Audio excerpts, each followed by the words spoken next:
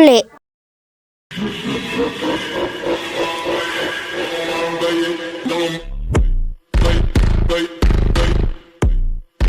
Sino na dito ang tuli?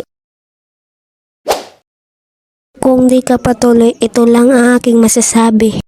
Magpatuli ka na.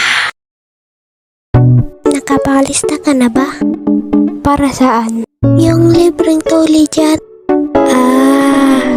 Bukas na lang ako magpapalista. Pagka-uwi sa bahay.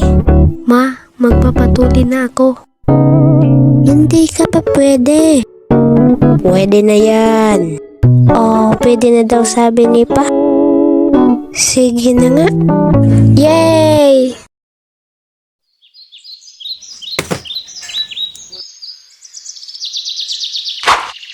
Magpapatuli na pala ako ngayon. A few moments later. Pagkatapos mo kumain, kumuha ka na ng vitamins at magpatuli ka na rin. Opo. Bago natin ituloy ang kwento, nais ko munang sabihin sa inyong meron na tayong YouTube channel. Kaya mag-subscribe na kayo. Noong nandun na kami ni Pa sa tulian ay talagang kabado na ako at samahan pa ng narinig ko.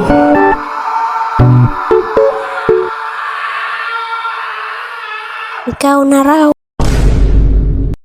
Pagdating ko doon ay naghintay pa ako kasi may tinatuli pa. Tapos narinig ko na naman yung narinig ko kanina.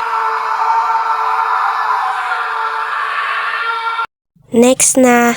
Game na.